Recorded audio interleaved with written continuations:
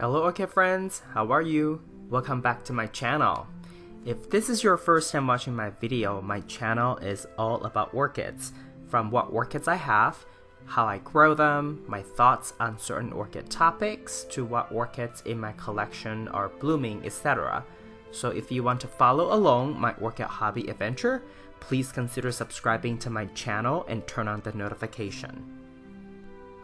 Today we're going to repot a large Phalaenopsis orchid. This orchid belongs to a friend of mine, and this orchid has rebloomed for him earlier this year. In fact, I will include a video clip from earlier this year to show you in a little bit. The reasons why we think this orchid needs a repot is because number one, the media is looking pretty darn old, broken down, and number two, it's exhibiting active growth, both for leaf growth and root growth. So this is the clip that I have taken of this orchid from earlier this spring when it was in bloom, almost full bloom but not quite when I was there.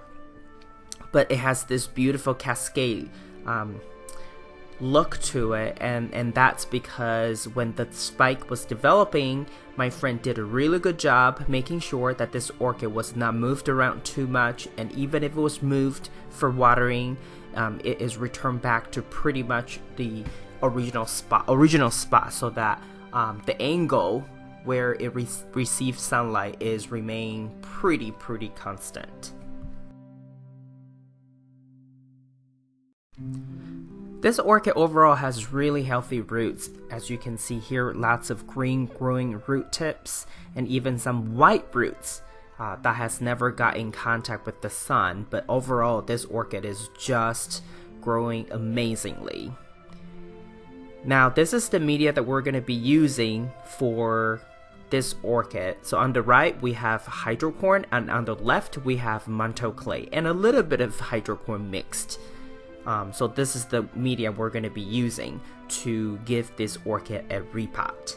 Before we even took it out of the pot, we actually had already soaked this orchid for a little bit to make sure that this orchid is moist enough that it's easier for us to remove the bark chips from the root system. And as you can see here, it was quite easy for us to remove. I mean, obviously it's going to require some patience, but after we remove most of the bark chips, we use a shower head to pretty much just, wash off some of the residuals, the small, tiny, dusty bark chips. And then we use hydrogen peroxide 3% and alcohol 50% to give it a quick spray. Actually, before we even do that, I sterilize the scissor first, because what we're gonna do next is to trim any roots, any dead roots, or any just dried out pieces. As you can see here, there wasn't really that much to trim off.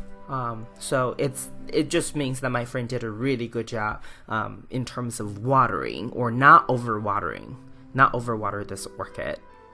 Now that we have rinsed the root system with water to get rid of small bark chips, and it's trimmed, right? We trim off of any dead roots. So now we've sprayed it with alcohol and hydrogen peroxide, and now it's just sitting on a piece of paper towel while we get ready for the media and wash the original cup that it's gonna go back into. But as you can see here, this orchid is extremely healthy. All the leaves are pretty sturdy, and we have a new leaf growing, and all the root system is really looking quite good. I mean, there were a couple dead roots that we trim off, but for the most part, as you can see here, all the roots are just looking very lush. And there are some white roots, and those white roots are new roots that has grown into the media or inside the pot and has never come in contact with the sun, and that's why they're in this color, in white. And this is the old media. It looks quite broken down and pretty old. We've decided to use the same container for this orchid. And so what we have done is, after a period of time, we took the orchid and put it back into the original cup and try to position it so that it's more upright, because right now the leaves are pretty large and it's a little top heavy. And here comes the step that requires a lot of patience. What we have used is the spoon and the chopsticks to basically patiently put all the media slowly into the container to fill up the container. We were really careful so that we are not breaking any roots, but also make sure that the container itself has a good mixture of both manto clay and hydrocorn. We don't want any big air pockets. Some air pockets is okay, but you know, for the most part, I think we did a pretty okay job making sure that all the pebbles are evenly distributed. And so far, as you can see here, it looks quite steady and quite compact. So I think this orchid will get the stability that it requires to feel happy. Because my friend uses a decorative container for this orchid as well, but there isn't much room between the actual container and the decorative pot. So what we have done is we put a chopstick in between just so that he can easily take out the orchid to observe the root system, but also to make sure that there isn't too much water remaining at the very bottom of the decorative container. And now that the orchid is potted, now it's our cosmetic step. So what you're seeing here really is a solution of lemon juice or lime juice with water. So usually what I do is 1 part lemon juice to 2 parts water. So for whatever measuring that you use, for example, 1 teaspoon or 1 tablespoon of lemon juice or lime juice, then you use 2 teaspoons or 2 tablespoons of water to make this solution. And this works really well to clean the leaves and removing some of the residuals, you know, the white spots that probably is from, for example, pesticides or some kind of fertilizer solutions that big nurseries use on their orchids. I personally don't mind those white spots on the leaves, but sometimes people prefer to look at shiny orchid leaves. So this is the solution that you can make to clean your leaves. And this is what the finished product looks like. The leaves are really healthy looking, very green and very shiny, and the roots overall looks really good, and it looks quite stable thanks to the stick that we put behind the orchid, as you can see here. It's quite top heavy, but with the stick and also the stability that the roots can grab onto within the pot, I think this orchid will adjust pretty well and continue to thrive.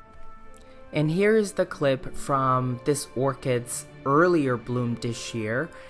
The reason, like I said earlier in the video, that the reason this orchid has a beautiful cascade flower spike is because when it was developing, my friend did not move it around too much, so that way it received the sunlight from the same angle, and that's how it could develop the cascade straight downward flower spike.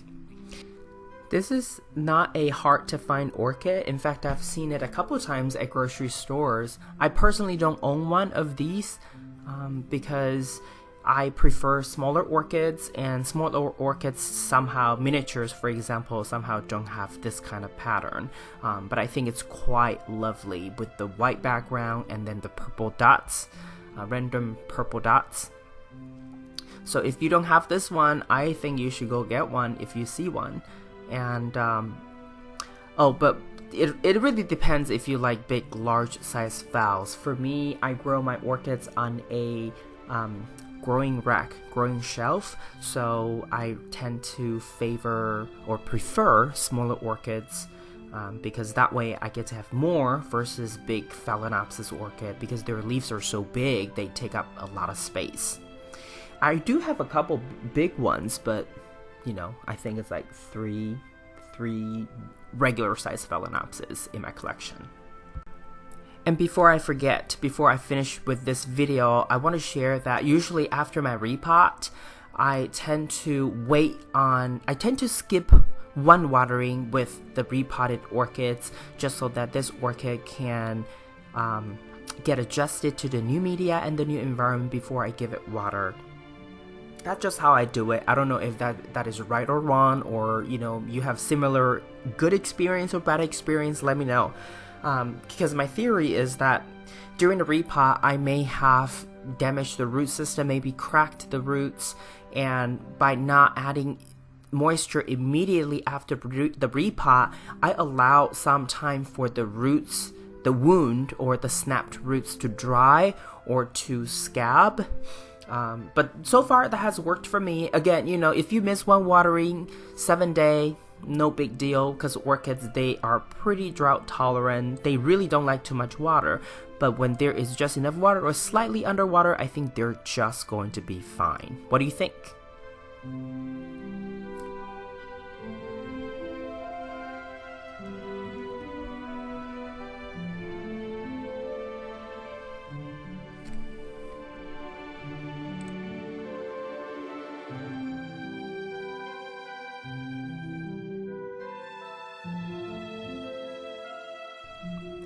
This is all I have for you today. If you like this video, please give it a thumbs up. And if you would like to get more orchid related videos from my channel, please subscribe and turn on the notification.